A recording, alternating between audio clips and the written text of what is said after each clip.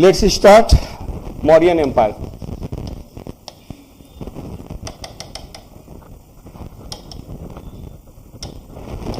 तो आज हम लोग पढ़ेंगे मौर्य साम्राज्य, मौर्यन एम्पायर। फर्स्ट एम्पायर, पहला साम्राज्य है मौर्य साम्राज्य। यह भी समझने वाली बात है, आज तक इतना बड़ा साम्राज्य नहीं स्थापित हुआ। ब्रिटिश काल में भी इतना बड़ा क्षेत्र नहीं था। इवन इन ब्रिटिश पीरियड जो जितना इसका लार्जनेस है, जितना इसका एरिया है, वो एरिया नहीं देखा गया ब्रिटिश पीरियड में भी। इवन कि आप मुगल काल में भी देखेंगे, इतना बड़ा साम्राज्य नहीं था मुगल पीरियड में भी।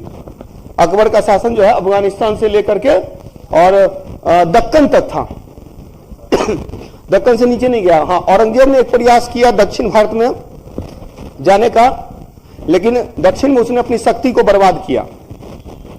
तो पहला साम्राज्य जो अफगानिस्तान से लेकर कर्नाटक तक विस्तृत था, वह था मौर्य साम्राज्य। The founder was Chandragupta Maurya. Chandragupta Maurya इस साम्राज्य का संस्थापक है। इसकी जानकारी के दो प्रकार के स्रोत हैं, एक है साहित्यिक स्रोत, एक पुरातात्विक स्रोत। तो सबसे पहले यही लिखिएगा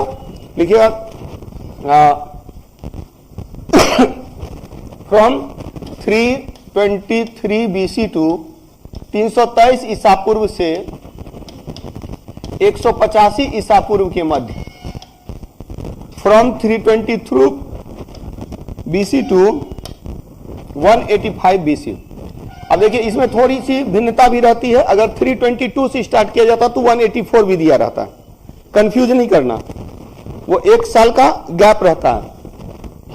तो 323 ईसा पूर्व से 185 ईसा पूर्व के मध्य भारतीय उपमहाद्वीप में in Indian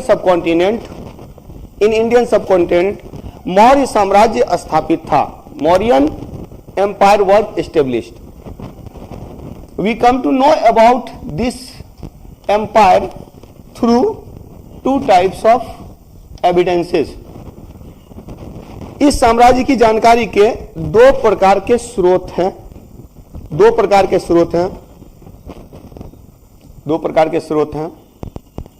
to types of sources. Number एक लिखिएगा पुरातात्विक स्रोत। We come to know about this civilisation through two types of sources. इस साम्राज्य की जानकारी के दो प्रकार के स्रोत हैं। पहला लिखिएगा पुरातात्विक स्रोत और दूसरा लिखिएगा साहित्यिक स्रोत।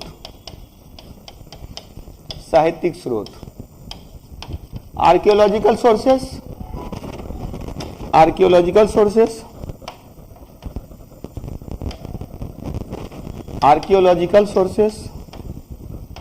और second one literary sources. Two types of sources, दो प्रकार के स्रोत हैं, पुरातात्विक स्रोत, साहित्यिक स्रोत। पीटी के क्वेश्चन भी बन रहे हैं, पुरातात्विक स्रोत में क्या क्या है। जो सबसे इंपॉर्टेंट है, ऐसे तो भवन अवशेष मिलते हैं, अशोक के अभिलेख मिलते हैं, और NBPW northern black polished where, उत्तरी काले मॉलिशदार मृदभान, ये तीन प्रमुख स्रोत हैं। तो आर्कियोलॉजिकल सोर्सेस में भवन अवशेष, बिल्डिंग रिमेनिंग्स, जिसमें कि कुम्हार का राज प्रासाद, ये कुम्हार पार्क, उसमें जो है एक महल था, पैलेस था, that was made by Chandragupta Maurya के द्वारा बनवाया गया था। चूंकि since most of the parts were made of wooden, तो लकड़ी से बने हुए थे ज्यादा भाग। So we get a little part of that palace. हम लोग जो अभी प्राप्त करते हैं वो कुछ ही भाग प्राप्त करते हैं जो किससे था, पत्थर से बना हुआ था, स्टोन मेड था। तो वो रिमेनिंग्स हमारे पास कम अवेलेबल है, वो जो अवशेष हमारे पास कम अवेलेबल है। लेकिन इसमें क्या क्या है, तो एक लिख दीजिएगा, भवन अवशेष व मूर्तियां, बिल्डिंग रिमेनिंग्स एंड आइडॉल्स, नंबर 2 में लिखिएगा अशोक के अभिलेख, अभिलेख, एडिक्ट या इंस्क्रिप्शन ऑफ अशोका, एडिक्ट भी बोलते हैं, स्टोन एडिक्ट, EDICT, एडिक्ट। और थर्ड वन लिखिएगा उत्तरी काले पॉलिशदार मृदभान, उत्तरी काले पॉलिशदार मृदभान, मृदभान। Northern black polished ware, NBPW, NBPW। Clear? उत्तरी काले पॉलिशदार मृदभान, नॉर्दर्न ब्लैक पॉलिश्ड वेयर। इससे पहले है edict of Ashoka, edict of Ashoka. इससे पहले है building remainings, building remainings and idols. तो ये है इसके जानकारी के स्रोत। और जब साहित्यिक स्रोत करेंगे तो दोनों प्रकार के साहित्य हैं। कुछ किताबें भारत की भी हैं और कुछ विदेशी पुस्तकें भी हैं। विदेशी पुस्तकों में इंडिका, मेगास्त्रीज की इंडिका और बाकी पुस्तकें भी हैं। लेकिन साहित्यिक स्रोत में और जो भारतीय स्रोत है उसमें सबसे ऑथेंटिक है अर्थशास्त्र, अर्थशास्त्र। हालांकि और भी पुस्तकें हैं, उसके बारे में भी करना है, लेकिन साहित्यिक स्रोत में दो प्रमुख हम लोग करेंगे। एक तो है कौटिल्य का अर्थशास्त्र, कौटिल्य का अर्थशास्त्र, Arthashastra of Kautilya, economics of Kautilya मत कर दीजिएगा, बुक का ही नाम है अर्थशास्त्र। तो in English it is written Arthashastra, Arthashastra of Kautilya, Kautilya, Kautilya का अर्थशास्त्र। सेकेंड वन, दूसरा लिखेंगे मेगास्थनीज की इंडिका, मेगास्थनीज की indica, indica, indica of Megasthenes, indica of Megasthenes, NESE, Megasthenes. ठीक है। तो मौर्य काल की जानकारी का स्रोत एक पुरातात्विक स्रोत है, साहित्यिक स्रोत है। साहित्यिक स्रोत में हालांकि इसमें कुछ और पॉइंट लिखा होगा मैं, लेकिन अब ये आप लोग के दिमाग में रहना चाहिए। NBPW पूछा हुआ क्वेश्चन है, विच पीरियड, किस काल से संबंधित है NBPW? मौर्यन पीरियड या राइज ऑफ मगध भी रहेगा तो उसमें भी from rise of Magadh, rise of Magadh से इसकी शुरुआत होती है और ये पूरी तरह से स्थापित हो गया मौर्यन एम्पायर में, मौर्य साम्राज्य में। तो मौर्य साम्राज्य में, मौर्य काल में जो मिट्टी के बर्तन का प्रयोग किया जाता था वो NBPW था, northern black polished where. Clear? तो ये पॉइंट्स याद रखेंगे। भवन अवशेष की बात करेंगे तो कुम्हरार का राज प्रसाद, कुम्हरार का राज प्रसाद की पैलेस ऑफ कुम्हरार, ये और it was constructed under the guidance of Chandragupta Maurya. Chandragupta Maurya के निर्देशन में उसका निर्माण हुआ था। बोला जाता है 1000 खंभे थे और उसमें भी क्या था ना कि ज्यादातर भाग जो है लकड़ियों से बने हुए थे, इसीलिए नष्ट हो गए। कुछ पार्ट्स जो है अभी भी अवेलेबल है। ठीक है। तो मौर्य साम्राज्य कब से कब तक है? 323 ईसा पूर्व से 185 ईसा पूर्व। ये अप्रोक्सीमेट है, 1-2 साल इसमें अंतर रहेगा ना। 321, 322 कंफ्यूज नहीं कीजिएगा, कभी भी नहीं पूछेगा 323, 322, 321 एक साथ, कोई एक रहता है वहां से रिलेटेड। और यहाँ पे भी है 185, 184 रहता है, दोनों में से कोई एक रहता है, तो कंफ्यूज नहीं होना। 323 ईसा पूर्व से 185 ईसा पूर्व तक कौन सा है? मौर्य साम्राज्य। इससे पहले एक ईस्वी सन मैंने आप लोगों को बताया था 326 BC में क्या हुआ था? बैटल ऑफ झेलम, झेलम का युद्ध हुआ था। झेलम का युद्ध हुआ था 326 ईसा पूर्व में। क्लियर?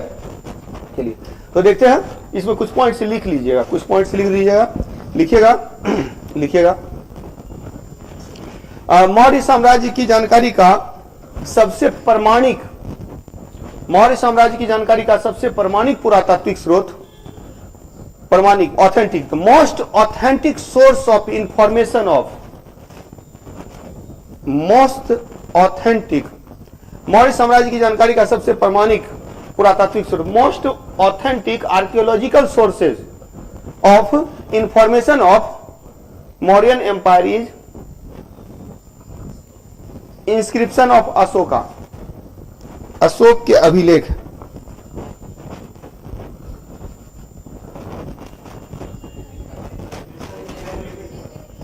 मौर्य साम्राज्य की जानकारी का सबसे प्रमाणिक पुरातात्विक स्रोत अशोक के अभिलेख, अशोक के अभिलेख। Most authentic archaeological sources of information of Mauryan empire is edicts of Ashoka, edicts of Ashoka, Ashok के अभिलेख। और अशोक के अभिलेख के बारे में याद रखेगा, अशोक के अभिलेख लिख लिया ना, अशोक के अभिलेख है। अशोक के अभिलेख, एडिक्ट ऑफ अशोका, अशोक के अभिलेख। इससे क्या क्या क्वेश्चन बनता है वो हम लोग देख लेते हैं। अशोक, अशोक के अभिलेख, अशोक के अभिलेख को सबसे पहले 1750 में टिफेन थेलर ने खोजा था। Tiefenthaler, it was discovered by Tiefenthaler, Tiefenthaler ने खोजा था। डिस्कवर्ड बाय, खोज कब हुई? 1750 में टिफेन थेलर, डिस्कवर्ड इन टिफेन थेलर। सबसे पहले इसको पढ़ा था, हाँ, अध्ययन, अध्ययन 1837 में किसने किया था? जेम्स प्रिंसेप, जेम्स प्रिंसेप 53 में पढ़ा था, मुझे तो 37 याद है। ठीक है, 1826 में चार्ल्स मैसन ने बताया था वो हड़प्पा सभ्यता के बारे में। 1837 में जेम्स प्रिंसेप ने पाली भाषा को पढ़ा था, ब्राह्मी लिपि को पढ़ा था। अच्छा, लिपि व भाषा, इसकी लिपि जो है, इसको थोड़ा सा दिमाग में रखना है कि इसकी खोज की थी, इसका अध्ययन किया था, इसकी लिपि और भाषा, लिपि और भाषा, ब्राह्मी लिपि, एक मिनट, भाषा और लिपि करना चाहिए। हाँ, भाषा व लिपि इसीलिए करेंगे ना क्योंकि भाषा एक ही है, लिपि अनेक है। ठीक है, तो इसको ऐसे कर देते हैं, भाषा, लैंग्वेज एंड लिपि, लिपि। तो भाषा और लिपि की जब बात करेंगे हम लोग, तो भाषा है प्राकृत भाषा, प्राकृत भाषा, एंड ब्राह्मी, खरोष्ठी, आरेमाइक, यूनानी, ये 4 लिपि का प्रयोग किया गया था इसमें। 4 scripts were used, but language was the only one, that is Prakrit. Prakrit. Clear? To discover 1750 Tiffin Thaler, study 1837 James Prinsep. Language and script, language is Prakrit, it is also called Ardhamagadhi. प्राकृत को अर्धमागधी भी कहते हैं, लिखा दूंगा अलग से, वो point लिखा दूंगा। Prakrit is also known as Ardhamagadhi, Prakrit को अर्धमागधी भी कहते हैं। ठीक है, प्राकृत, ब्राह्मी, खरोष्ठी, आरेमाइक, यूनानी, 4 scripts were used in the inscription of Ashoka, Ashok के अभिलेख में 4 स्क्रिप्ट का प्रयोग किया गया और अशोक के अभिलेख 3री सदी ईसा पूर्व के थे। तो इसका काल कब का है? 3री सदी ईसा पूर्व, 3री सदी ईसा पूर्व, यानी 300 ईसा पूर्व का इसका काल है, 3री सदी ईसा पूर्व। और एक और क्वेश्चन जो बनता है वो बनता है प्रकार, एक और क्वेश्चन बनता है प्रकार। तो प्रकार में क्या है ना, प्रकार, इसके कई प्रकार हैं प्रकार। और प्रकार में आप याद रखेंगे, एक तो प्रकार क्या है कि अशोक के जो अभिलेख हैं उसमें शिलालेख सबसे महत्वपूर्ण है, शिलालेख सबसे महत्वपूर्ण है, शिलालेख। उसके बाद स्तंभ लेख है। प्रकार में क्या है? शिलालेख, शिलालेख, स्टोन एडिक्ट, स्तंभ लेख, पिलर एडिक्ट, स्तंभ लेख, पिलर एडिक्ट, गुहा लेख, केव एडिक्ट, गुहा लेख, पृथक कलिंग ज्ञापन, पृथक कलिंग ज्ञापन,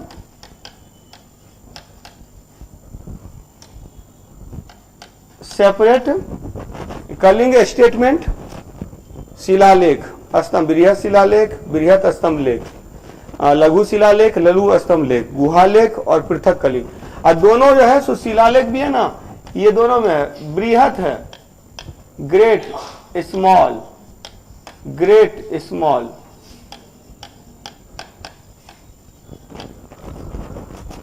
इंग्लिश में कहीं दिक्कत हो तो पूछ लीजिएगा। एडिक्ट ऑफ अशोका, अशोक के अभिलेख से रिलेटेड क्या क्या क्वेश्चन बनते हैं, सारा पॉइंट मैंने डाल दिया इसी स्ट्रक्चर में। मतलब इतना याद रहेगा तो अशोक के अभिलेख से संबंधित सारे पॉइंट बन जाएंगे। एक एक को डिस्कस में कर दे रहा हूं। अशोक के अभिलेख की खोज 1750 में टिफेन थेलर ने की थी। अशोक के अभिलेख की खोज 1750 में टिफेन थेलर ने की थी। इसकी स्टडी 1837 में जेम्स प्रिंसेप ने की थी, जेम्स प्रिंसेप ने की थी। सभी जगह प्राकृत भाषा का ही प्रयोग है, लेकिन लिपि 4 लिपि है। अच्छा, ये समझ में आ रहा है? लैंग्वेज, प्राकृत, लिपि, 4 लिपि, इज इट पॉसिबल? पॉसिबल है, बिल्कुल पॉसिबल है। जैसे देखिए,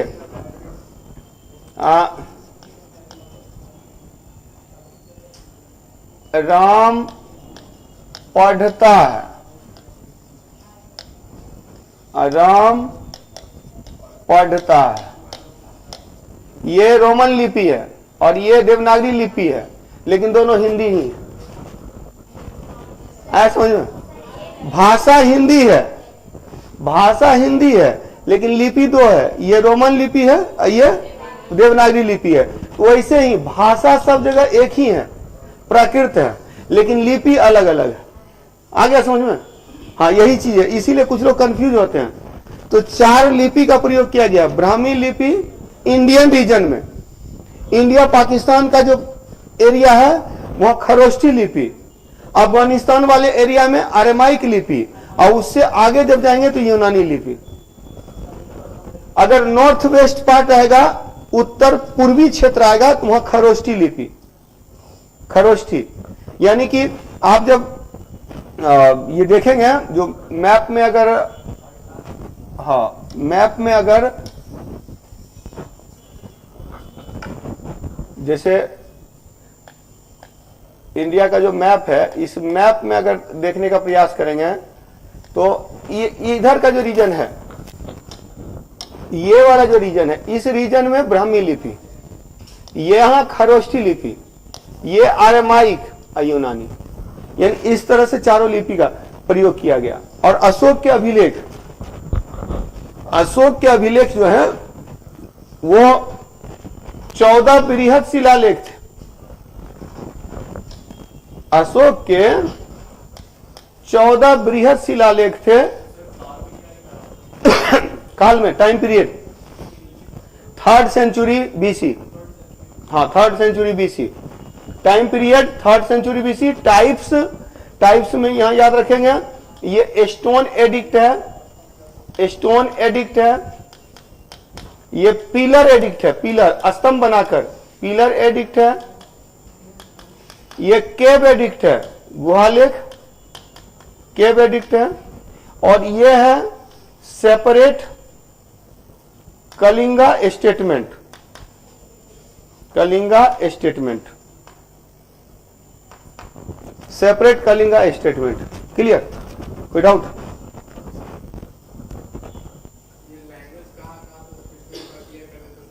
अच्छा, ये ब्राह्मी लिपि भारतीय भूभाग, भारतीय भूभाग मतलब प्रेजेंट इंडियन रीजन में, ये जो है खरोष्ठी जो है ये पश्चिमोत्तर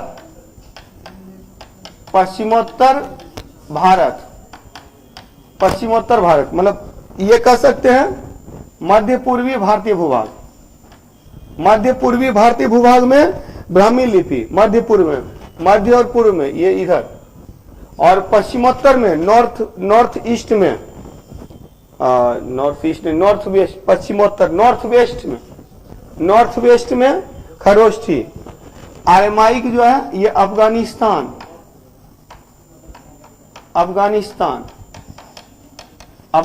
रीजन, और यूनानी जो है ये फिर ये भी Afghanistan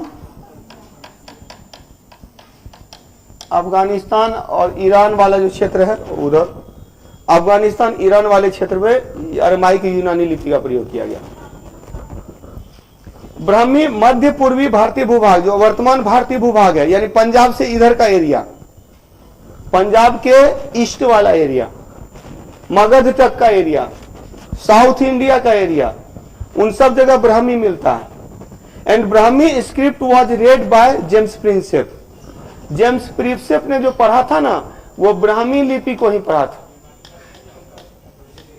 Greek script, Brahmi, Kharosthi, Aramaic and Greek, 4 scripts were used.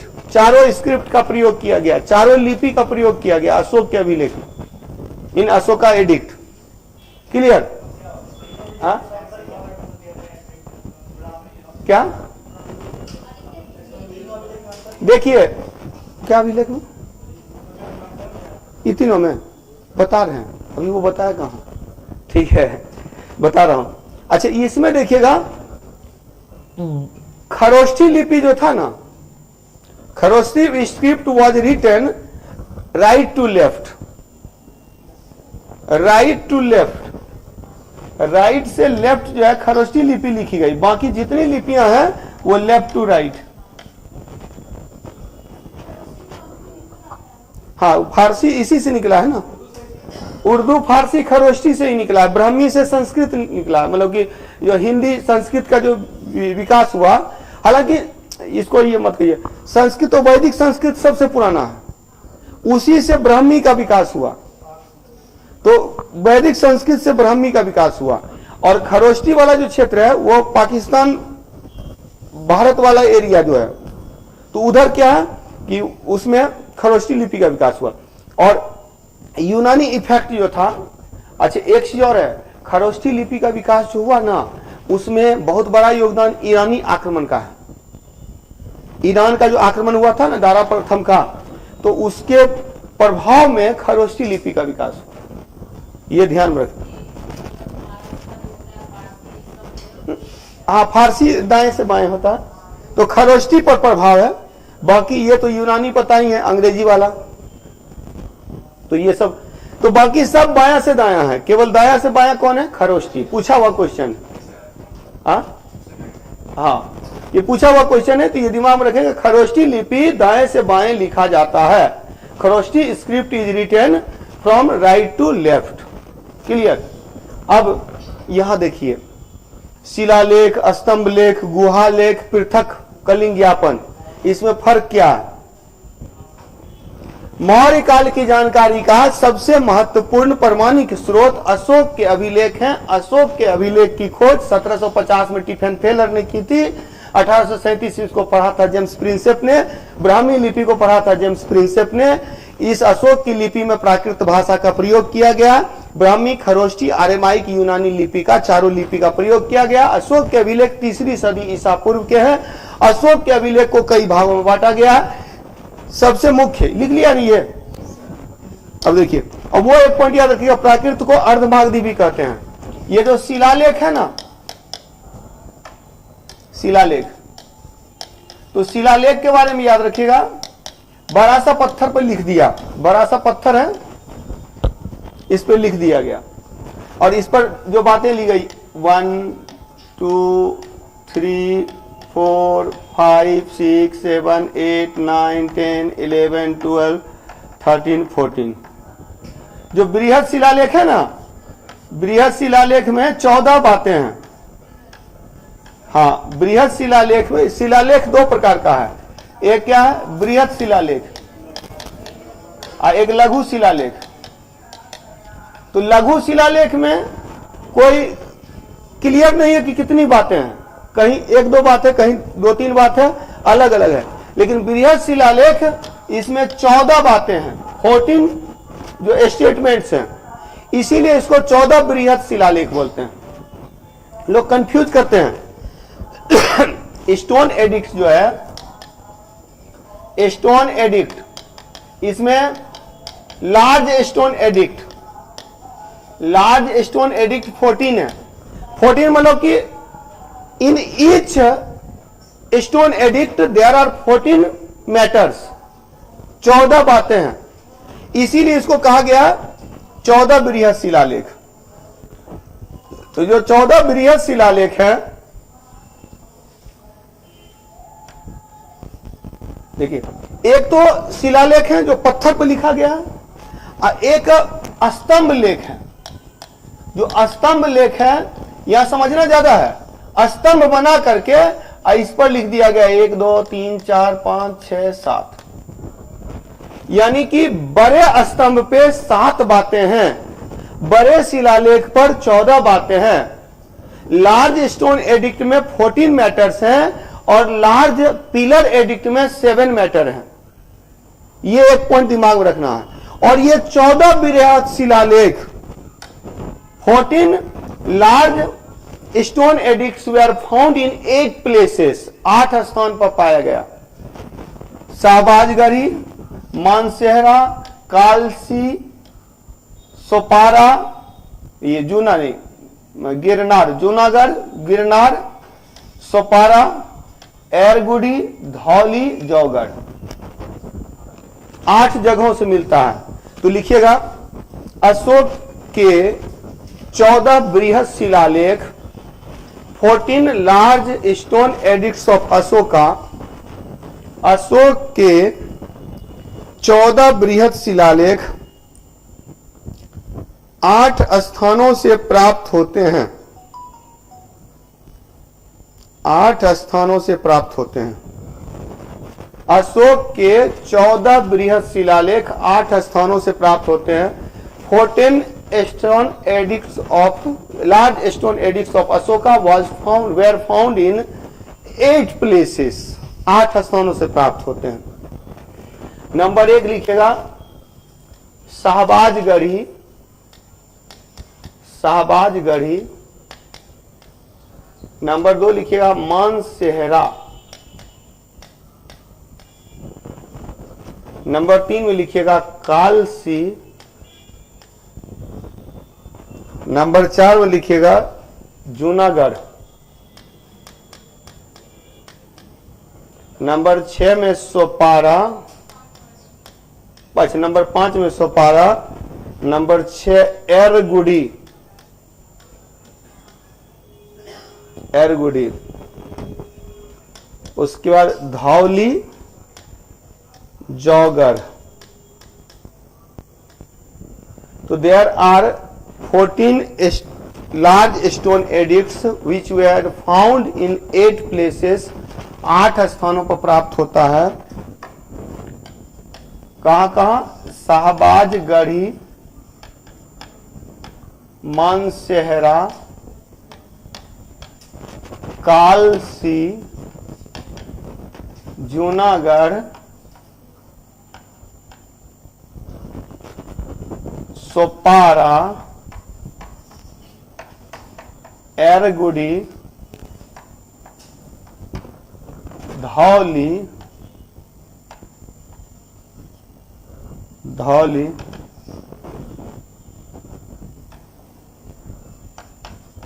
Dhauli DH,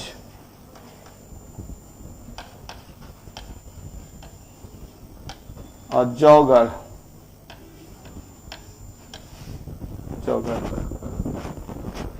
तो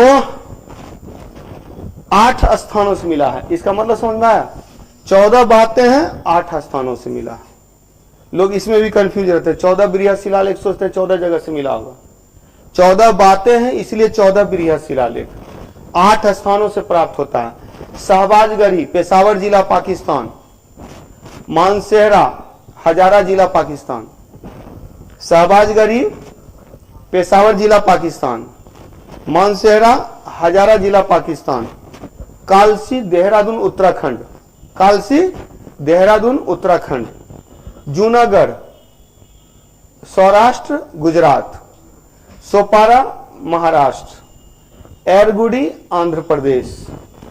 धौली, पुरी जिला उड़ीसा। और जौगर, गंजाम जिला उड़ीसा। धौली पुरी में है और ये गंजाम जिला उड़ीसा में है। क्या? एरगुडी, आंध्र प्रदेश। आंध्र प्रदेश। इससे एक बात और पता चलेगा, अशोक कितना चालाक था। सोपारा, महाराष्ट्र। हाँ, एक एक पूछिए ना, उसी में याद हो जाएगा। नहीं, सही बात मैं बता रहा हूं। जौगर, गंजाम जिला उड़ीसा। गंजाम जिला उड़ीसा। क्लियर? एक बार और बता दे रहा हूं। सबसे पहले शहबाजगढ़ी, पेशावर जिला पाकिस्तान। मानसेहरा, हजारा जिला पाकिस्तान। कालसी, देहरादून उत्तराखंड। जूनागढ़, सौराष्ट्र महाराष्ट्र। सौराष्ट्र गुजरात, यस। सोपारा, महाराष्ट्र। एरगुडी, आंध्र प्रदेश। आंध्र प्रदेश। धौली, पुरी जिला उड़ीसा। और जौगर, गंजाम जिला उड़ीसा। उड़ीसा का प्राचीन नाम कलिंग है। क्लियर? तो 14 बृहत शिलालेख 8 स्थानों से प्राप्त होता है। 8 प्लेसेस पे पाए गए 14 बृहत शिलालेख। शहबाजगढ़ी। अच्छा, इसको और ध्यान दीजिएगा। देखिए, बॉर्डर एरिया में, बॉर्डर एरिया में समझ में आ रहा? सब इधर लास्ट, इधर लास्ट, इधर लास्ट, पूरा बॉर्डर एरिया। मगध का शासन कहां था? मतलब केंद्र कहां था? पाटलिपुत्र। यानी कि ये देखिए, ये है कैपिटल और इस कैपिटल से इतना तक रूल करना है। तो इसने क्या किया, दूर दूर के क्षेत्र पर जहां जहां बाउंड्री एरिया है वहां अभिलेख डाल दिया अशोक ने। क्या लिखा पता है? लिखा, देवानाम प्रिय प्रियदर्शी, देवताओं का प्रिय राजा प्रियदर्शी अपनी प्रजा को पुत्रवत प्रेम करता है। साइकोलॉजिकल इफेक्ट बोलता है कि देवताओं का प्रिय है, प्रजा को पुत्रवत, अपने पुत्र के समान मानता है। और उसके बाद इसी में कि वो उदार हृदय का है, मतलब अशोक का पूरा गुणगान किया गया कि अशोक कैसा है। 13वां शिलालेख में जाकर क्या लिखता है? लिखता है, भीषण रक्तपात, कलिंग युद्ध में भीषण रक्तपात के बाद लाखों लोगों की बलि चढ़ाई गई, लाखों लोग मारे गए। मतलब इतना क्रूर था ये। उतना के बाद तब उसने क्या किया है? युद्ध का त्याग कर दिया है। अब वो धर्म की नीति पर चलता है, धर्म की नीति पर चलता है। अशोक के शिलालेख में उसी में बीच में एक जगह लिखा मिलता है, जहां पहले राजकीय पाकशाला में जो रसोई घर था, किचन था पैलेस का, उसमें हजारों पशुओं की बलि दी जाती थी। अब केवल 2 मयूर और 1 हिरण मारा जाता है। मतलब यह कि परिवर्तन तो हो गया है, लेकिन अभी भी मांस मच्छी खा रहा है। मतलब कि कोई अगर विद्रोह किया तो छोड़ेगा नहीं। देखिए, डराया जाता है दो तरह से, एक डायरेक्ट डराया जाता है और दूसरा देखिएगा जितना बॉस लोग से मिलिएगा ना वो इतना सिंपल बात करेगा, लेकिन उसका चमचा लोग उसको पूरा बढ़ा चढ़ा के बताएगा। बस वो सोच के ही भय लगता है, उस आदमी को देख के ही भय लगता है, जबकि जाइएगा कितना नॉर्मल बात करता है, सोचिए कितना खतरनाक आदमी है ऐसे करके। तो कुछ उसी तरह की बातें अशोक के साथ थी। तो ये साइकोलॉजिकल प्रभाव। और दूसरी बात, एक बड़ा मजेदार बात है, कलिंग उड़ीसा को जीता था उसने। कहां लिखा मिला? 13वें शिलालेख में। और 14वां शिलालेख में क्षमा मांगता है सबसे कि जो गलती हो गई उसके लिए क्षमा। तो यानी कि 13-14 जो शिलालेख है ये उसके गलतियों पर प्रकाश डालता है। कलिंग में उसको गायब कर दिया, उड़ीसा में कलिंग में उसको गायब कर दिया और उसके जगह पर कलिंग की प्रजा के बारे में दो अलग स्टेटमेंट दिया। उसी को बोलते हैं पृथक कलिंग ज्ञापन। तो दो है पृथक कलिंग ज्ञापन, ये जो यहां देखे ना पृथक कलिंग ज्ञापन, तो ये दो है। शिलालेख बृहद कितना है? 14। अब बृहद स्तंभ लेख कितना है? 7। और पृथक कलिंग ज्ञापन कितना है? 2 है। ठीक है, separate Kalinga statement, separate Kalinga statement. तो पृथक कलिंग ज्ञापन 2 है। क्लियर? अब अशोक के जो शिलालेख हैं इससे संबंधित कुछ पॉइंट्स आता है। सबसे बड़ा जो अभिलेख है 7वां शिलालेख, 7वां बृहद शिलालेख सबसे बड़ा अभिलेख अशोक का। तो लिख लीजिएगा एक point, the largest inscription of Ashoka addict. Ashok के अभिलेख में सबसे बड़ा अभिलेख, अशोक के अभिलेख में सबसे बड़ा अभिलेख 7वां बृहद शिलालेख है। 7वां नहीं, 7th मतलब 7वां edict. Largest stone edicts of Ashok. तो अशोक, ठीक है, तो अशोक का जो सबसे बड़ा ये है, सबसे बड़ा अशोक का जो अभिलेख है वो 7वां अभिलेख है। तो 7वां जो है वो एक पॉइंट आप लोग याद रखेंगे, लार्जेस्ट, लार्जेस्ट। तो 7th क्या?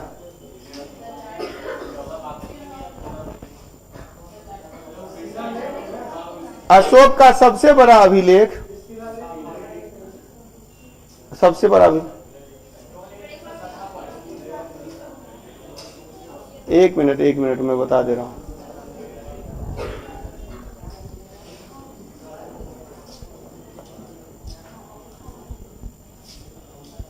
हाँ, लिखिए ना, अशोक का सबसे बड़ा अभिलेख, मेजर, सबसे बड़ा अभिलेख। इसमें थोड़ा गड़बड़ है, उसको ठीक करना पड़ेगा।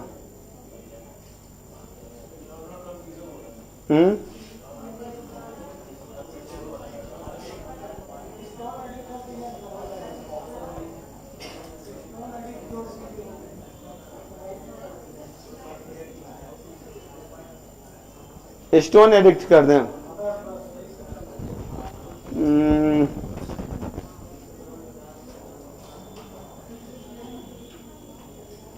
अच्छा, उसको तो थोड़ा सा चेंज कर दीजिएगा। चेंज ये कर देना है कि देखते हैं बहुत दिनों से जो छूटा हुआ है तो उसमें थोड़ी कंफ्यूजन तो हो ही जाती है। लिखिएगा, अशोक का सबसे बड़ा अभिलेख 7वां स्तंभ लेख। ये थोड़ा सा इसमें चेंज कर दीजिएगा। हाँ, बता रहा हूं, अशोक का सबसे बड़ा अभिलेख, largest addict of Ashoka is 7th pillar addict, pillar addict. उसको थोड़ा चेंज कर लीजिए, 7th पिलर, हाँ 7वां स्तंभ लेख है जबकि सबसे बड़ा शिलालेख 13वां शिलालेख, रॉक एडिक्ट जो है ना 13वां शिलालेख, सबसे बड़ा शिलालेख 13वां शिलालेख, सब लार्जेस्ट स्टोन एडिक्ट अगर आएगा, मतलब उसमें देखिए लार्जेस्ट एडिक्ट आएगा तो 7th पिलर एडिक्ट, और लार्जेस्ट स्टोन एडिक्ट आएगा तो 13th स्टोन एडिक्ट, या रॉक एडिक्ट। हिंदी, अशोक का सबसे बड़ा अभिलेख 7वां स्तंभ लेख है, 7वां स्तंभ लेख है, जबकि अशोक का सबसे बड़ा शिलालेख 13वां शिलालेख, सबसे बड़ा शिलालेख। तो largest addict of Ashoka is 7th pillar addict and largest rock edict of Ashoka is 13th rock edict. ये एक पॉइंट याद रखिएगा, कंफ्यूजन होती है यहाँ पे। और सबसे छोटा अभिलेख जो है ना वो रुमिनदेई है, रुमिनदेई,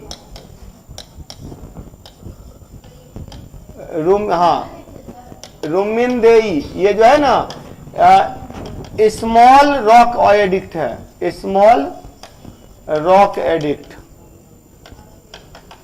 लघु शिलालेख, लघु शिलालेख, रुमिनदेई जो है ना नेपाल के तराई क्षेत्र में है,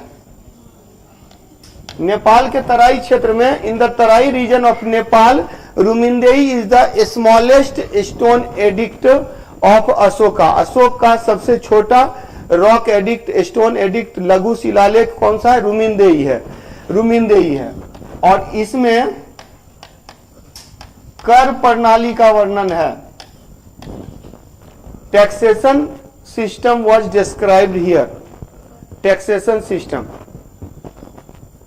taxation system.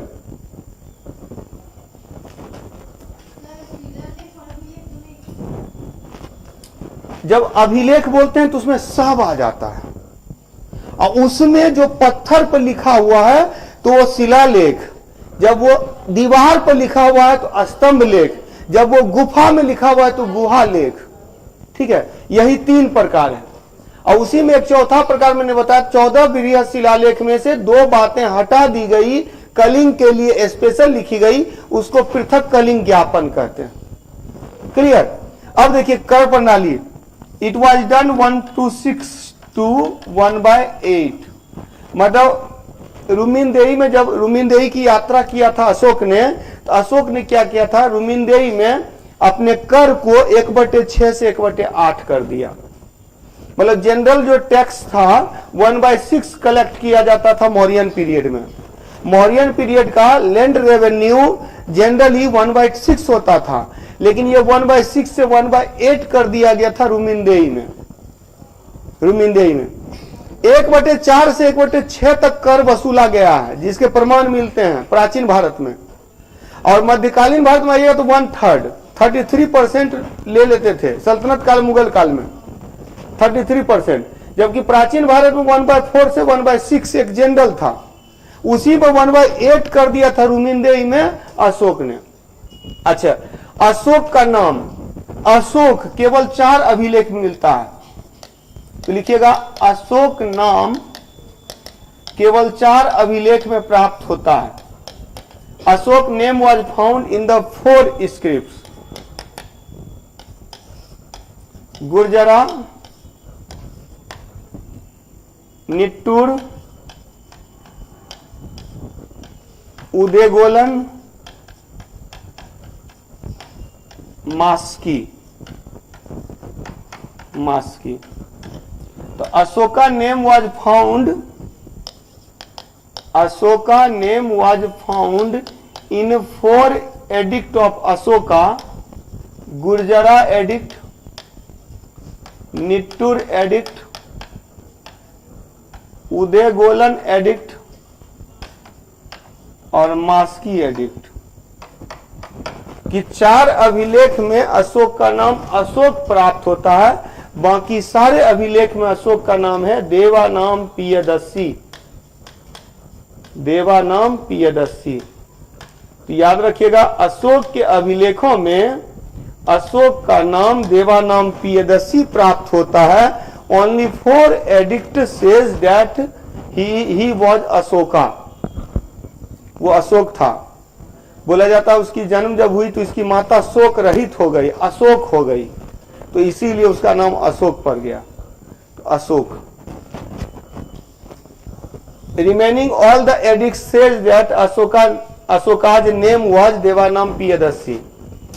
Remaining edict of Ashoka tells that name of Ashoka was Devanam Piyadasi. मतलब कि जो बाकी अभिलेख है उसमें देवानाम पियदसी, ओनली 4 अशोका, केवल 4 में अशोक का नाम अशोक मिलता है। उदयगोलन, मास्की, निट्टूर, गुर्जरा, गुर्जरा, निट्टूर, उदयगोलन, मास्की, 4 अभिलेख में अशोक का नाम अशोक प्राप्त होता है, बाकी जगह देवानाम पियदसी। क्लियर हो गया? नेक्स्ट क्लास के लिए रखा जाए। हाँ, क्या अशोक के धर्म की नीति?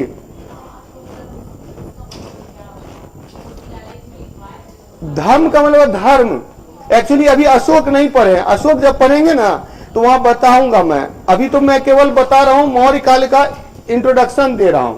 आज तो मौर्य काल का इंट्रोडक्शन, चूंकि मौर्य काल से ज्यादातर क्वेश्चन पूछे जाते हैं, इसलिए इसको थोड़ा डीप में पढ़ना है कि एक एक पॉइंट आपके दिमाग में बैठ जाए।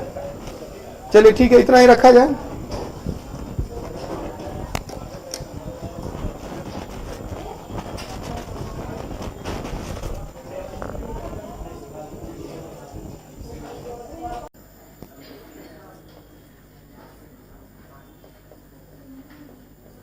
ये लिखा दिया था,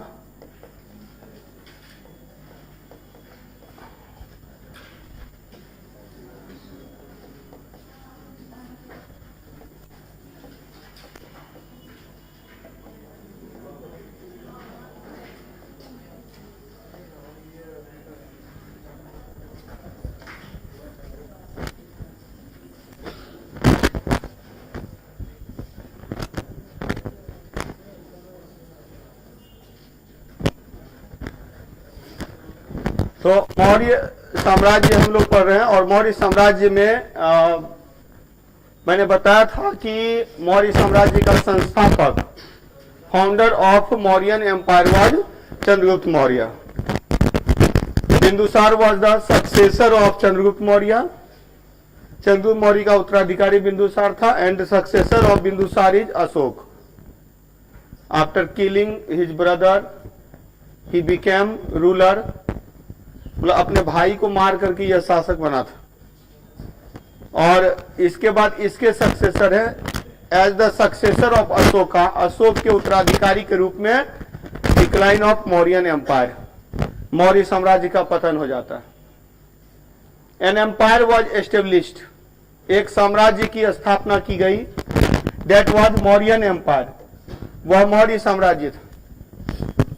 भारत में मैंने बताया था कि अब तक का सबसे बड़ा क्षेत्र, भारतीय शासन का सबसे बड़ा क्षेत्र मौर्य काल में था, जब शासन का विस्तार अफगानिस्तान से लेकर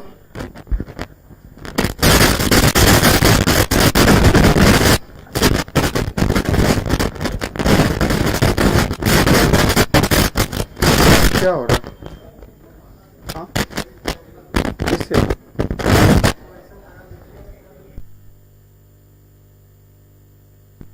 तो मौर्य साम्राज्य का विस्तार जो है अफगानिस्तान से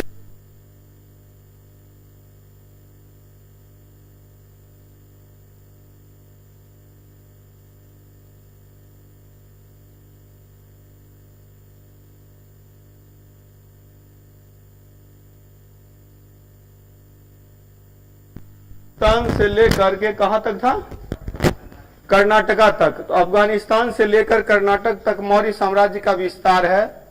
तो इतना बड़ा साम्राज्य अभी तक कभी दिखाई नहीं पड़ता है। इवन कि ब्रिटिश शासनकाल में भी, ब्रिटिश काल में भी इतना बड़ा साम्राज्य दिखाई नहीं पड़ता है। तो ये याद रखना होगा, अफगानिस्तान से लेकर कर्नाटक तक, from Afghanistan to Karnataka. Mauryan empire है।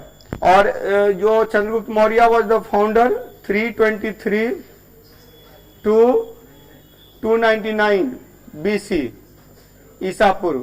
इसमें मैंने बताया था कंफ्यूज नहीं करना है, 322 से 298 भी दिया रहता है, ठीक है।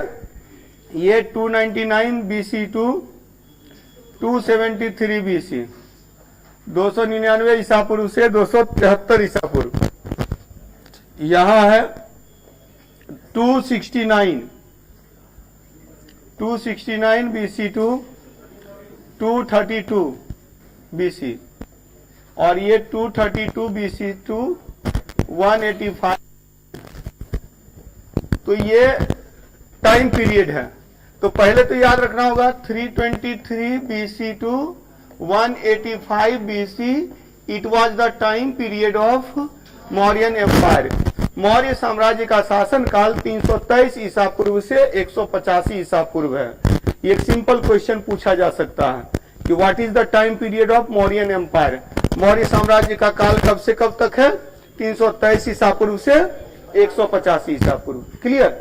अब इसमें जो रूलर्स हैं तो चंद्रगुप्त मौर्य है, he was the founder, then Bindusara, Ashoka and successor of Ashoka. Successor of Ashoka में हम लोगों ने किया था कुणाल, दशरथ और एक वृद्धरथ। हालांकि राजतरंगिनी एक पुस्तक है जिसको फर्स्ट हिस्टोरिकल बुक कहा जाता है, पहला ऐतिहासिक।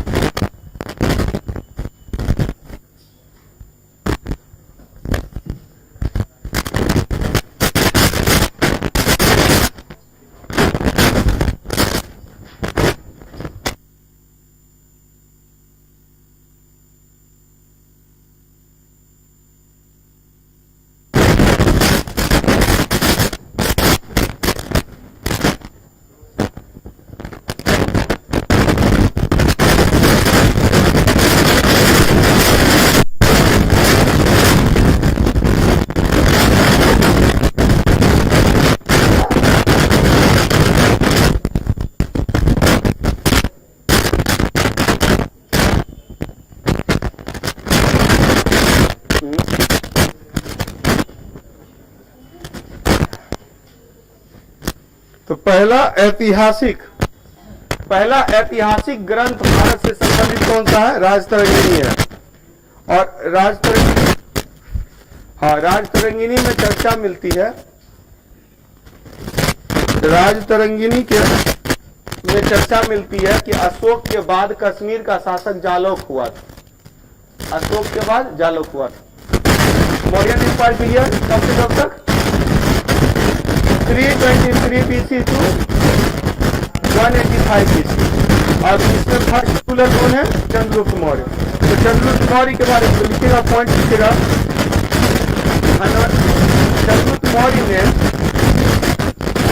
Chandragupta Maurya established Mauryan empire.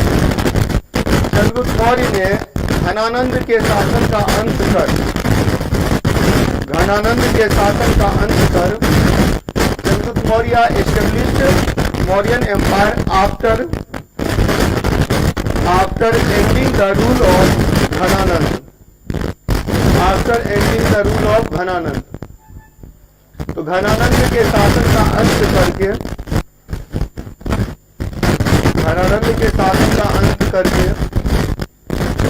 चंद्रगुप्त मौर्य ने क्या किया? मौर्य वंश की स्थापना की, मौर्य साम्राज्य की स्थापना की। घनानंद के शासन का अंत करके मौर्य साम्राज्य की स्थापना की। किया कब किया था? 323 BC में, 323 ईसा पूर्व में। 323 ईसा पूर्व में। यही शासन में 323, 322, 321 भी रहता है, तो कंफ्यूज नहीं करना, कोई एक रहेगा। अब नेक्स्ट पॉइंट लिखिएगा, प्लूटार्क के अनुसार, अकॉर्डिंग टू प्लूटार्क के अनुसार, अकॉर्डिंग टू प्लूटार्क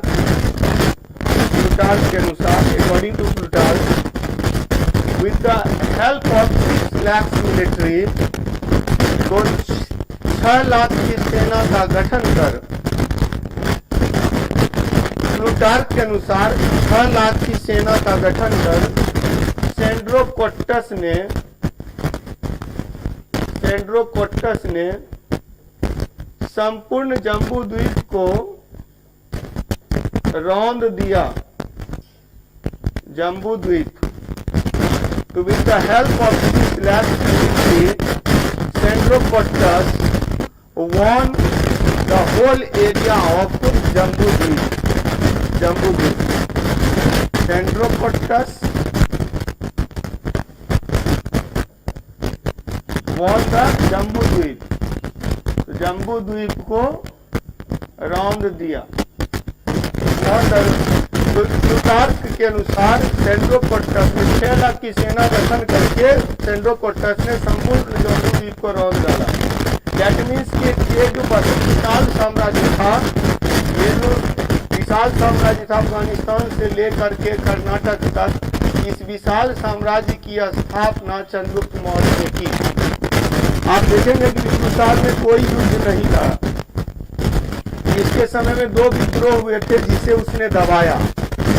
अशोक एकमात्र क्षेत्र को जीतता है और वो है कलिंग, उड़ीसा, जिसको इसने अपना 5वां प्रांत बनाया। 4 प्रांत थे इसमें, दक्षिणावर्त, उत्तरापथ, मध्य देश और प्राच्य देश, यानी 4 प्रांत ऑलरेडी पहले से थे। इसमें 5वां कलिंग को जोड़ा था अशोक ने। अशोक ने केवल एक युद्ध जीता, कलिंग। उससे पहले भी इतना बड़ा साम्राज्य था, वो स्थापित किया गया था चंद्रगुप्त मौर्य के द्वारा।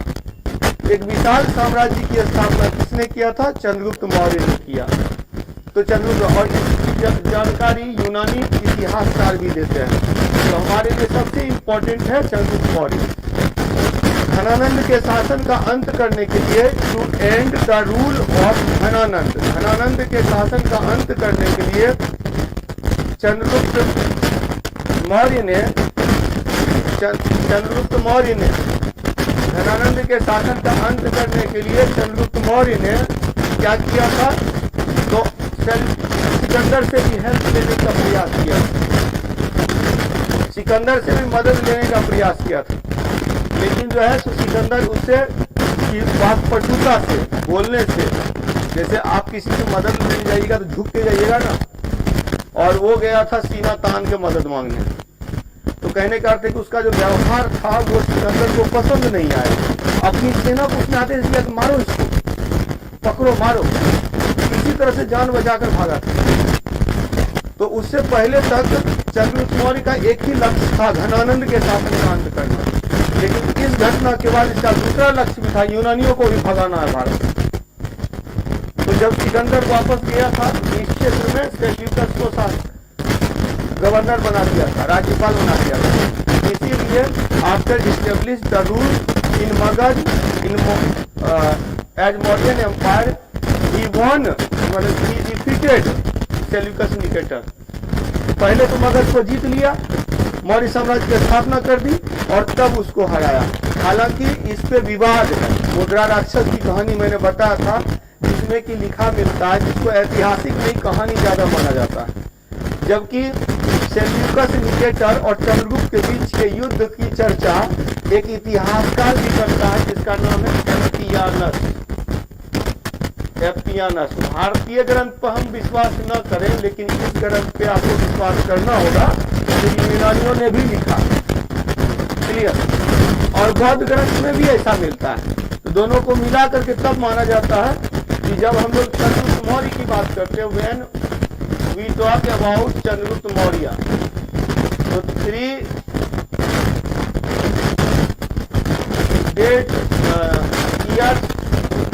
years are important for you. 3 साल आपके लिए इम्पोर्टेंट है। बोला जाता है 345 ईसा पूर्व में इसका जन्म हुआ था। लगभग 22 वर्ष की अवस्था में ये शासक बना, लगभग 22 वर्ष की अवस्था में ये शासक बना, 323 ईसा पूर्व। सोचिए जब पढ़ने लिखने की उम्र है, शासक बना, 22 वर्ष की अवस्था में इसने शासन प्राप्त कर लिया, शासक बन गया 323 ईसा पूर्व। जन्म हुआ था 345 ईसा पूर्व में। इसके बाद 305 ईसा पूर्व एक इम्पोर्टेंट सेक्शन है। हालांकि कुछ इतिहासकार मानते हैं कि मेगास्थनी 316 ईसा पूर्व में आया था, 315-16 ईसा पूर्व में आया था, यानी मेगास्थनी पहले इसके दरबार में आ चुका था। लेकिन बहुत सारे इतिहासकार मानते हैं कि 305 ईसा पूर्व में सेल्यूकस के साथ युद्ध के बाद जब संधि हुई तब मेगास्थनी इसके दरबार में आया। ठीक है, तो अलग अलग कहानियां हैं।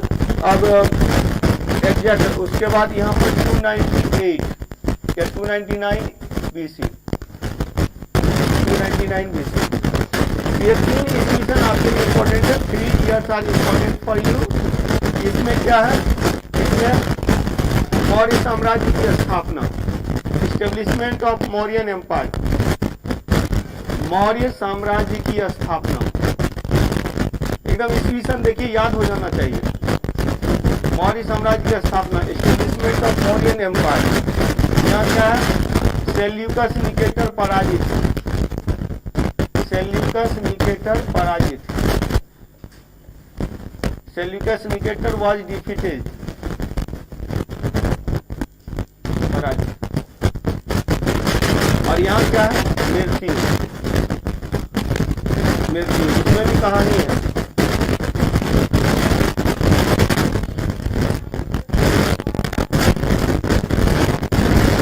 उतना पे ही नहीं था, उतना पे तो किया ही, यूनानी को पराजित कर दिया था, अफगानिस्तान तक चला गया। धनानंद का शासन, वहां पर जो बताए भी थे ना, पोरस है, आम्भी है, उन लोगों का शासन चल रहा है। मगध तक नंद तो धीरे धीरे साम्राज्य का विस्तार हो रहा है। नंद के शासन तक जो है वो भारतीय भूभाग सीमित है। हाँ, हालांकि सबसे बड़ा बोला जाता है अशोक के पहले कलिंग को एक व्यक्ति ने जीता था, वो था महापर्जुनन। तो अशोक पहला व्यक्ति नहीं है जिसने कलिंग को जीता। कलिंग अशोक से रिलेटेड 2 पॉइंट है। अशोक ने अपने जनता को संबोधित करते हुए अभिलेख जारी किया। ठीक है, तो he issued prescription as a order to relate with public. Public से संबंधित होने के लिए उसने एक ऑर्डर के रूप में, राज्यादेश के रूप में अभिलेख जारी किया था अशोक ने। क्लियर। चंद्रगुप्त मौर्य का काल कब से कब तक? पहली बात तो ये याद रखिएगा कि ही बॉर्न इन 345 BC, 345 ईसा पूर्व में जन्म हुआ। जैसा कि माना जाता है कि 22 वर्ष की अवस्था में वो शासन किया, तो 22 साल इससे घटा देंगे तो हो जाएगा 345 ईसा पूर्व 345। क्लियर। उसके बाद जो है 305 में ही डिफीटेड सेल्यूकस निकेटर, उसने सेल्यूकस निकेटर को पराजित किया। और 299 BC में ये डाई, उसकी मृत्यु हो जाती है। अब यहाँ पर याद रखेंगे कि मौर्य साम्राज्य की स्थापना हुई। चंद्रगुप्त मौर्य को एंड्रोकोटस या एंड्रोकोटस बोला जाता है। सेंड्रोकोटस और एंड्रोकोटस, नहीं वो एमेट्रोकेटस था, एमेट्रोकेटस, अमित्रघात। ये एंड्रो या इसमें मैंने तो काफी पढ़ रखा है, तो इसमें आप लोगों के लिए उतना इम्पोर्टेंट नहीं है। फिर भी बोला जाता है ना, जो एस्ट्रेबो, एपियानस, जस्टिन, ये तीनों मानते हैं कि ये सेंड्रोकोटस था। और जो एरियन और प्लूटार्क, वो 2 लोग मानता है कि एंड्रोकोटस। तो अलग अलग यूनानी इतिहासकार इसको एंड्रोकोटस या सेंड्रोकोटस कहता है, तो वो विवाद का विषय नहीं है। बस सेंड्रोकोटस या एंड्रोकोटस के रूप में किसे जाना जाता है? चंद्रगुप्त मौर्य को। Chandragupta Maurya is also known as Sandrocottus और Androcottus by Greek historian, Greek इतिहासकारों ने इसे माना। अब सेल्यूकस निकेटर जब पराजित हुआ ना, इसके बाद संधि हुई, देयर वाज अ ट्रीटी, संधि हुई। ठीक है, और ये जो संधि हुई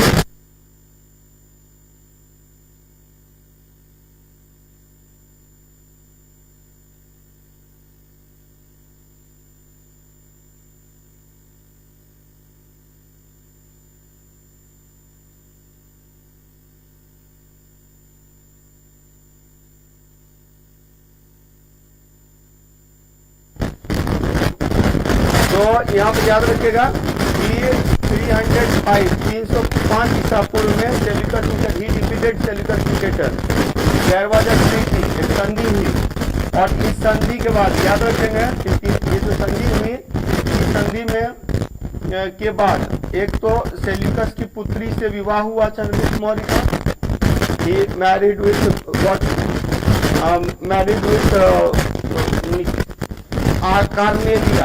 कार्नेलिया और हेलेना भी उसका नाम है, कार्नेलिया भी। एक्चुअली मुद्रा राक्षस हेलेना मानता है, जिसमें कि सुहासिनी की कथा है।